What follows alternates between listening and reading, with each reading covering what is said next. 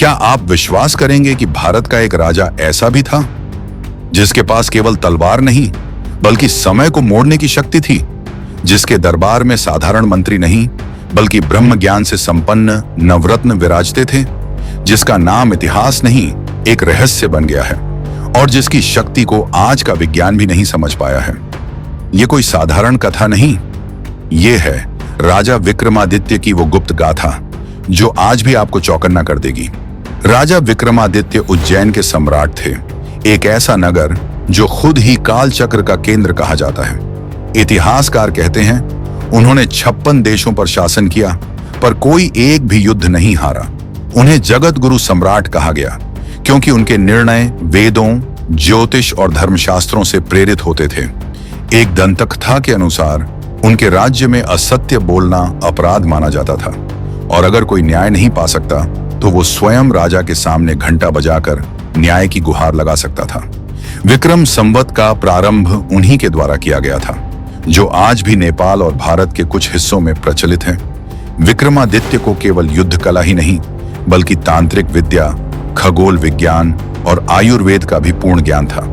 कहा जाता है कि उन्होंने अमृत संहिता नामक एक गुप्त ग्रंथ पढ़ा था जिससे वो ब्रह्मांडीय ऊर्जा के संपर्क में आए। कुछ पुराने तांत्रिक ग्रंथों के अनुसार विक्रमादित्य समय यात्रा यानी टाइम ट्रैवल की विद्या जानते थे। वो भविष्य की भविष्यवाणियां कर सकते थे और ग्रहों की चाल देखकर युद्ध की तिथि तय करते थे।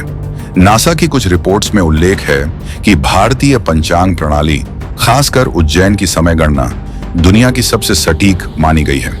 बेताल और विक्रम की कहानी सिर्फ एक कथा नहीं, ये तांत्रिक साधना और आत्मज्ञान की परीक्षा थी। बेताल ने हर बार विक्रम से एक प्रश्न पूछा और उत्तर न देने की शर्त रखी, पर विक्रम चुप रह नहीं सके। क्यों? ये परीक्षण था एक ऐसे राजा का जो मौन का ज्ञान भी जानता था और वाणी की शक्ति भी। सिंबलिज्म, बेताल, आत्मा, जंगल, चेतना की गहराई, कथा, द जीवन के रहस्य।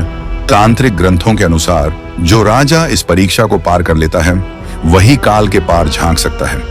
वैज्ञानिक आज भी इस बात को नहीं नकार सकते कि विक्रमादित्य के दरबार में खगोलीय ज्ञान इतना उन्नत था कि आज के सुपर कंप्यूटर्स भी कई बार हार मान जाते हैं। वराह मिहिर ने उनके काल में जो भविष्यवाणियां की थीं, उनमें से कई आज सच साबित हो चुकी हैं। बृहत संहिता में ऐसे ग्रहों के बारे में लिखा है जो टेलीस्कोप के आविष्कार से पहले देखे नहीं गए थे। एक मत के अनुसार विक्रमादित्य ने ध्वनि से उड्डीन बेचने वाला रथ बनवाने का आदेश दिया था। क्या वो पुष्पक विमान का रहस्य जानते थे? उज्जैन के कुछ साधु मानते हैं कि राजा विक्रमादित्य मोक्ष को प्राप्त नहीं हुए बल्कि किसी अदृश्य रूप में इस संसार में आज भी उपस्थित हैं। हर 500 वर्षों में एक बार एक बालक जन्म लेता है जो विक्रम की आत्मा का अंश होता है। राजा विक्रमादित्य का नाम सिर्फ इतिहास में नहीं, वो एक ऊर्जा है, एक चेतना है जो हर युग में किसी न किसी रूप में लौटते हैं। क्या आपको पता है राजा विक्रमादित्य का असली रहस्य केवल उनकी बुद्धि या युद्ध नीति नहीं थी बल्कि उनका सिंहासन था जो स्वयं बोलता था। इस सिंहासन को विक्रमादित्य सिंहासन कहा जाता है जिसे 32 सिंहनियों ने धारण किया था।